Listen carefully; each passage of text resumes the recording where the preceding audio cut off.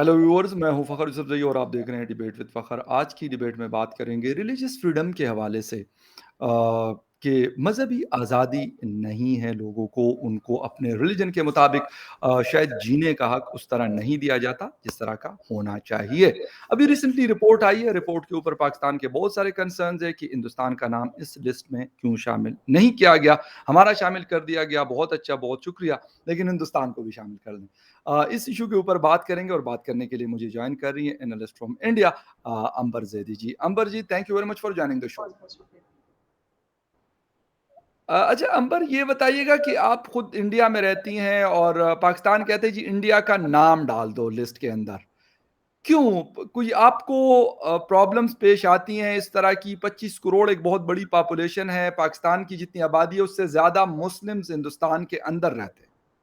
देखिए, भारत में मुसलमानों को कोई भी प्रॉब्लम नहीं है, अगर प्रॉब्लम होती हाँ, तो मैं आपके सामने ऐसे बैठकर बात नहीं कर रही होती और भारत एक दुनिया की सबसे बड़ी डेमोक्रेसी है, जहाँ पर सबको बराबर के अधिकार मिले हैं और यहाँ पर किसी के भी रिलीजियस अधिकार जो रिलीजियस राइट होते हैं, उसका हुँ, वायलेशन नहीं होता है। लेकिन आप जिस लिस्ट की बात कर रहे हैं, कंट्रीज़ ऑफ पर्टिकुलर कंसर्न जिसमें भारत को नहीं या रखा गया है, उसमें पाकिस्तान है, सऊदी अरेबिया है, ईरान है, रशिया है, बर्मा है और चाइना है। चाइना है। कोरिया, ऐसी बहुत सारी कंट्रीज़ हैं जिसको इस लिस्ट में रखा गया है जिसमें हुँ, ये एक नज़र बनाए के रखी जाती है कि कहाँ पर इस तरह के जो राइट्स हैं, उनके अधिकारों का रिलीजियस राइट्स का उल्लंघन हो रहा है, वायलेशन हो रहा हुँ, है। तो भारत में तो वैसे भी हम कहते हैं कि डाइवर्सिटी वाला नेशन है, जहाँ पर अलग-अलग धर्म और जाति के लोग रहते हैं और हम लोग एक-दूसरे का बराबरी से सम्मान करते हैं।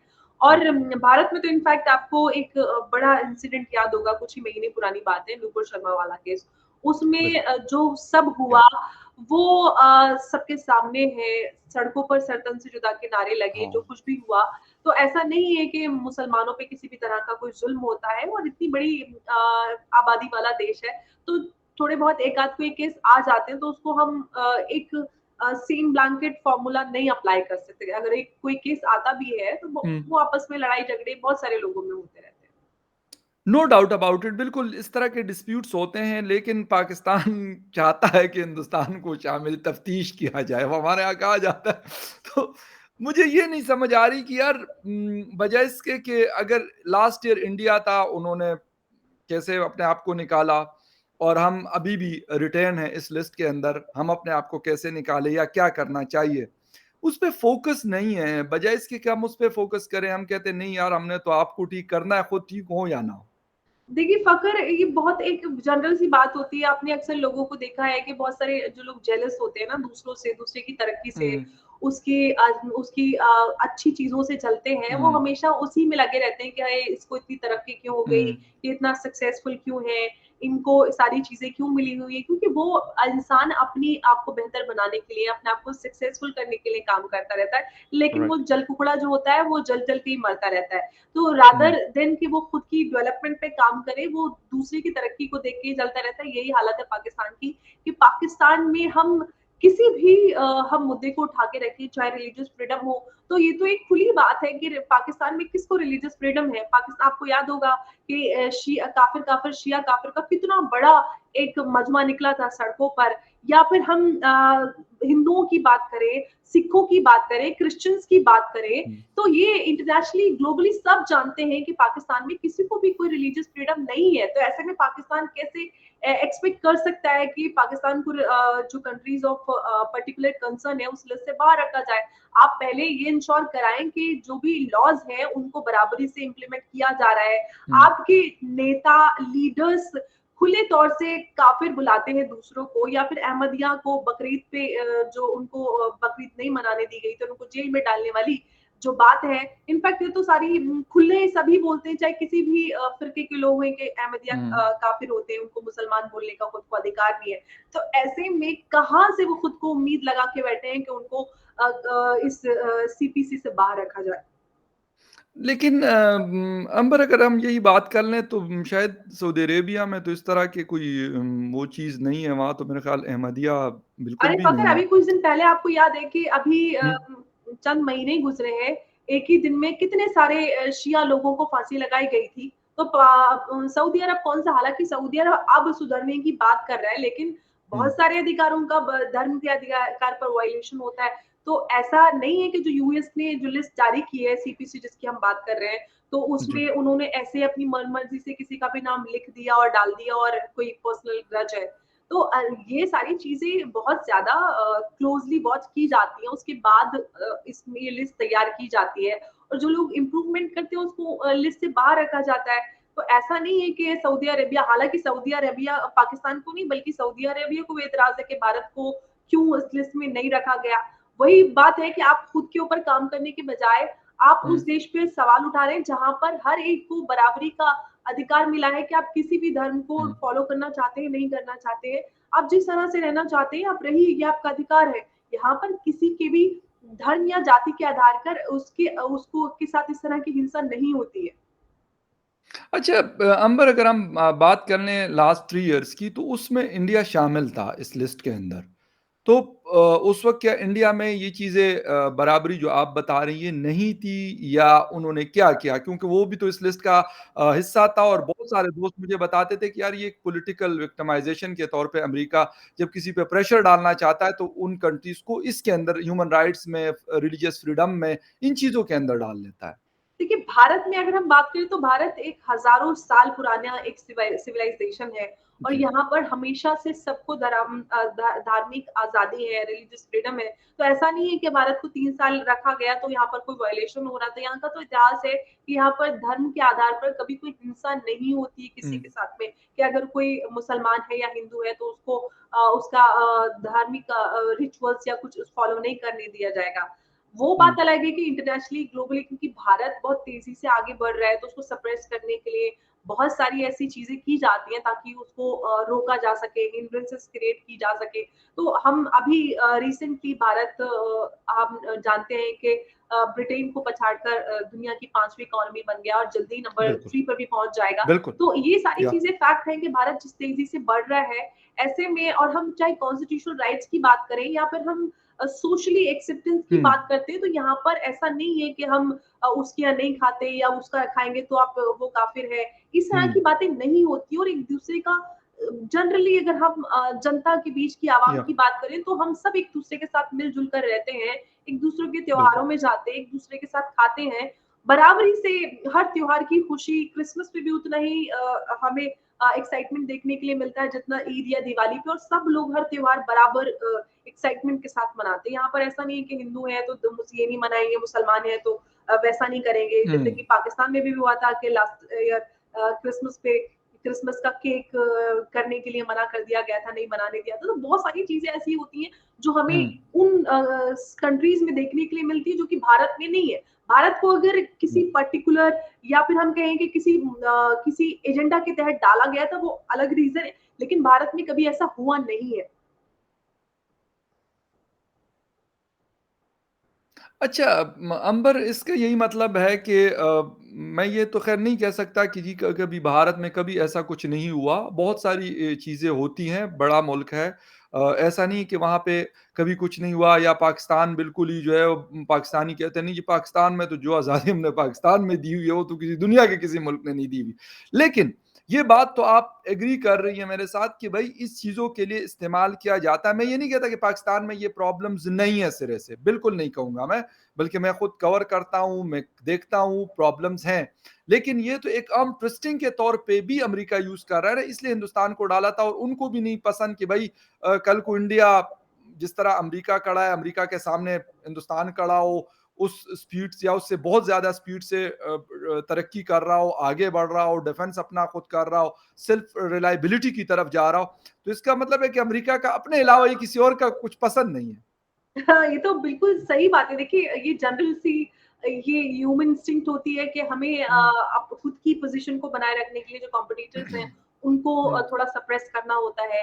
लेकिन जिस तरह से भारत आगे बढ़ रहा है, चाहे भारत की हम फॉरेन पॉलिसी की बात करें, भारत हुँ, किसी भी रशिया और यूक्रेन जो वॉर हुआ, उसमें भारत भी किसी के भी प्रेशर में नहीं आया और वो अपनी एक या कोई भी इंटरनेशनल मुद्दा हो या फिर इंटरनेशनल रिलेशन की बात करें, सभी मुल्कों के साथ भारत के हुँ, रिश्ते बहुत ज़्यादा बेहतर हैं और वो अपनी एक इंडिपेंडेंट पॉलिसी रखता है इंटरनेशनल। तो भारत अब वो स्ट्रॉन्ग भारत है कि जो किसी भी दबाव में नहीं आता और अपने फ़ायदों को देखते हुए वो अपनी बात और अपनी राय रखता है। तो ये हाँ। एक नई चीज़ है जो कि पहले नहीं होती थी। आज भारत को एक बेहतर बनाती है और भारत जिस तरह से हम सशक्त भारत की बात करते हैं, इंडिपेंडेंट इंडिया की बात करते हैं, तो उसमें भारत और आगे बढ़ रहा है, जिसको मुझे लगता है कि ऑफ कोर्स किसी को बर्दाश्त नहीं है, जो इंटरनेशनल ग्लोबल पावर है, हुँ। उनको बर्दाश्त नहीं है ये बात, लेकिन भारत खुद को प्रूव कर रहा है और तेज़ी से आगे बढ़ रहा है। बिल्कुल सही है। अच्छा, अंबर एक चीज़ और है, जिस तरीके से इस्लामिक वर्ल्ड के साथ अपने ताल्लुकात बहुत बेहतर किए हैं। बल्कि मैं अगर कहूँगा बेहतरीन तो ज़्यादा बेहतर रहेगा ये वर्ड इस्तेमाल करना। वो यूएई हो, सऊदी अरेबिया हो, आपको भी पता है, मुझे भी पता है कि Saudi Arabia as a leader माना जाता है, जाना जाता है मुस्लिम जी। वर्ल्ड का। बेशक लोगों के इख्तिलाफ़ात भी हैं आपस में, ईरान और सऊदी अरेबिया का, लेकिन फिर भी उनकी जो इम्पोर्टेंस है, वो सबको पता है। तो क्या आपको लगता है कि इससे हिंदुस्तान को कितना फ़ायदा हुआ है इस चीज़ की वजह से कि उन्होंने मुस्लिम वर्ल्ड के साथ ताल्लुकात बेहतर करके, जिस तरीके से गुजरात इंसिडेंट की बात होती है या इस तरह की और बहुत सारी चीज़ें, कश्मीर की बहुत ज़्यादा बात होती रही है, लेकिन अब वो ख़त्म हो गई, कम हो गई, ना होने के बराबर है। देखिए, मैं पहले ही मैंने ये बात कही थी कि मैं ये डिनाई नहीं कर रही कि भारत में कोई झगड़ा नहीं होता है। इतनी जी, बड़ी कंट्री है और इतनी बड़ी आबादी वाला लगभग 150 करोड़ की आबादी वाला बिल्कुल। देश है। तो हाँ। छोटे-मोटे इंसिडेंट होते हैं, आपस में लड़ाई-झगड़े होते हैं, लेकिन इसका मतलब ये नहीं है कि वो धर्म के आधार पर होते हैं। वो बेसिक जैसे हुँ। किसी भी 2 आदमियों के बीच झगड़ा होता है, वो वैसा झगड़ा होता है। लेकिन पर्सनल हाँ, डिस्प्यूट्स होते हैं। एग्ज़ैक्टली वो धर्म के आधार पर नहीं होता है, लेकिन उनको इस तरह से पॉलिटिसाइज़ करके दिखाया गया कि ये धर्म के आधार पर हुआ। एनीवे हम अगर भारत की मुस्लिम मुल्कों के साथ रिश्तों की बात करें, चाहे यूएई, सऊदी अरेबिया, ईरान हुँ, या किसी भी मुल्क की बात करें, तो भारत ने बहुत बेहतरीन रिश्ते बनाए क्योंकि भारत में अगर हम हुँ, मुस्लिम पॉपुलेशन की बात करें, तो बहुत बड़ा चंक है जो है वो यूएई, सऊदी अरेबिया में जाकर काम करता है और हाँ, भारत इतने बड़े स्तर पर वर्कफोर्स प्रोवाइड करता है, स्किल्ड वर्कफोर्स जो कि वहाँ का सिस्टम चलाने में उनको हेल्प करता है। तो ये भारत की एक खूबी है कि वो उनको भारत को किस तरह भारत उनको अपना हुँ, एक पूरा एक सिस्टम चलाने में हेल्प करता आया है, अपने स्किल्ड वर्कर प्रोवाइड करके, वर्कफोर्स प्रोवाइड करता है किसी भी फील्ड में, चाहे मेडिकल की बात करें, हुँ, इंजीनियर्स बात करें, बहुत सारी ऐसी फील्ड में जिसमें भारत के लोग वहाँ जाकर काम करते हैं। रेमिटेंस आता है वो एक अलग बात है, लेकिन उनको ज़रूरत है एक वर्कफ़ोर्स की, वो प्रोवाइड करता है और चाहे हम इन्वेस्टमेंट बायलैटरल अगर हम रिलेशंस की बात करें, तो वो भी एक है हम कश्मीर की आपने बात की थी, तो कश्मीर में भी यूएई हाँ, इन्वेस्टमेंट कर रहा है, बड़े इन्वेस्टमेंट्स हो रहे हैं, बड़े प्रोजेक्ट्स हैं। तो ये दोनों ही तरफ से है कि क्योंकि म्यूचुअल इंटरेस्ट है, इसीलिए दोनों मुल्कों के चाहे हम सऊदी की बात करें, ईरान ईरान की या फिर अन्य किसी मुल्क की बात करें, तो क्योंकि हुँ। म्यूचुअल होता है, म्यूचुअल इंटरेस्ट होते हैं, इसीलिए किसी भी चाहे किसी का पर्सनल रिलेशन हो, कॉर्पोरेट रिलेशंस हो या फिर 2 मुल्कों के ताल्लुकात हो, दोनों ही तरफ से अगर इंटरेस्ट होता है और दोनों ही के इंटरेस्ट को सिक्योर रखा जाता है, तो रिश्ते बरकरार रहते हैं। और भारत आज इस अंबर एक पोज़ीशन में है कि वो अपनी बात अपर हैंड करके रख सकता है। Okay, fine.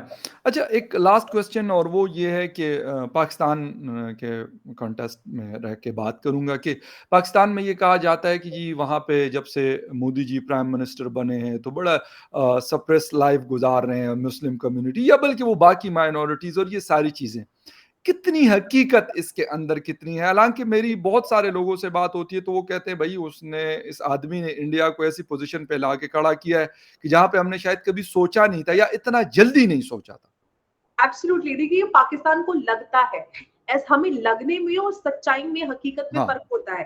बिल्कुल ठीक। हकीकत दुनिया के सामने है कि भारत आज जो दुनिया की 5वीं इकोनॉमी है और बहुत जल्दी नंबर 3 पे पहुंचने वाली है। और बात अगर हम मोदी जी की बात करते हैं तो ये सारा कुछ मोदी जी की लीडरशिप में ही हुआ है। चाहे मुसलमानों के हम उन हुँ, मुद्दों की बात करें जिनको एकदम अनटच रखा जाता था और पिछली सरकारों में ट्रिपल तलाक की हुँ, बात होती है और आज यूनिफॉर्म सिविल कोड पे चर्चा जारी है कि कब इस देश में यूनिफॉर्म सिविल कोड लाया जाए, चाहे उन बड़े-बड़े कश्मीर मुद्दे की बात हो, राम मंदिर, हुँ, बाबरी मस्जिद विवाद हो, ऐसे बड़े विवाद जिनके नाम पर देश में एक-दूसरे के खिलाफ नफ़रत बढ़ाने की बात हो या फिर बड़ा पैसा खर्च करने की बात हो, पॉलिटिसाइज़ेशन हो या फिर हम मुस्लिम मुद्दे ऐसे जो मुस्लिम औरतों के मसले हैं जैसे ट्रिपल हुँ, तलाक या uniform civil code, personal law की हम बात करते हैं, जिनमें कहीं न कहीं मुस्लिम महिलाओं के अधिकारों को उनसे दूर रखा गया, उन पे कभी बात नहीं हुई। उन पे चर्चा करके कानून बनाना ये एक बहुत बड़ी पॉलिटिकल विल के साथ किया गया है, उससे पहले किसी ने नहीं किया। तो ये दिखाता है कि एक स्ट्रॉन्ग लीडरशिप की ज़रूरत थी इस देश को, जो कि मोदी जी के रूप में मिल पाई है। और दूसरी एक बात ये कि अगर हुँ, हम इंस्टीट्यूशनली पॉलिसीज़ की बात करें तो मुसलमानों के साथ या किसी भी धर्म के साथ कोई डिस्क्रिमिनेशन नहीं होता है। इंस्टीट्यूशनली जो भी स्कीम्स होती हैं सबको बराबर से उनका फ़ायदा राइट। मिलता है। यूपी में अभी इलेक्शन हुए थे जो स्टेट गवर्नमेंट के, उसमें हम हुँ, बात करें जैसे कि बहुत सारी ऐसी सरकार की केंद्र सेंट्रल गवर्नमेंट की जो पॉलिसीज़ हैं, जिसमें चाहे किसान सम्मान निधि जो फार्मर्स के जो किसान होते हैं, उनके लिए बनाई गई हो, चाहे उज्ज्वला योजना हो जिसमें फ्री गैस सिलेंडर्स मिलते हैं, हुँ, रूरल एरिया में जो गरीब लोग होते हैं उनके लिए, या फिर फ्री घर मिलने प्रधानमंत्री आवास योजना, उसके तहत घर मिलने की बात हो, फ्री राशन की बात हो, ये सब में सबसे ज़्यादा फ़ायदा मुसलमानों को, क्योंकि गरीबी रेखा से नीचे होने की वजह से उनको मिल पाया है। और ऐसा नहीं है किसी के साथ भी कोई डिस्क्रिमिनेशन है, तो फ़ायदा जो सरकार की पॉलिसीज़ है उनका बराबरी से सबको हो रहा है, ये बात सामने है।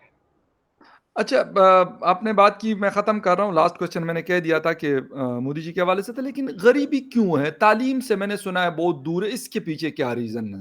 हालाँकि देखिए इतने बड़े-बड़े इंस्टीट्यूशंस हैं आप लोगों के पास, बड़ी-बड़ी यूनिवर्सिटीज़ हैं जिसको बड़ी तारीफ़ होती है आप लोगों के एजुकेशन के हवाले से। तो हुँ। ये लोग देखिए, गरीबी इतना बड़ा देश था और जो सरकारें रही उन्होंने कहने के लिए बहुत सारे कानून बनाए, लेकिन उनको सही तरह से इम्प्लीमेंटेशन और जो सरकार की पॉलिसीज़ थी, उनका फ़ायदा जो बेनिफिशरीज़ थी, उनको सही तरह से नहीं मिल पाता था, बीच बिचौलिए वाले होते थे और कहीं न कहीं जो हम बेनिफिशरी है, उसको सही फ़ायदा नहीं पहुँच पाता था। अब सरकार ने ये पूरा सिस्टम सरकार और सीधे बेनिफिशरी के बीच में है, सीधे बेनिफिशियरी को फ़ायदा मिलता है और जिसकी वजह से बहुत इम्प्रूवमेंट आया है और हर स्कीम का फ़ायदा लोगों को डायरेक्ट पहुँचता है। तो मुझे लगता है कि एक बहुत बड़ा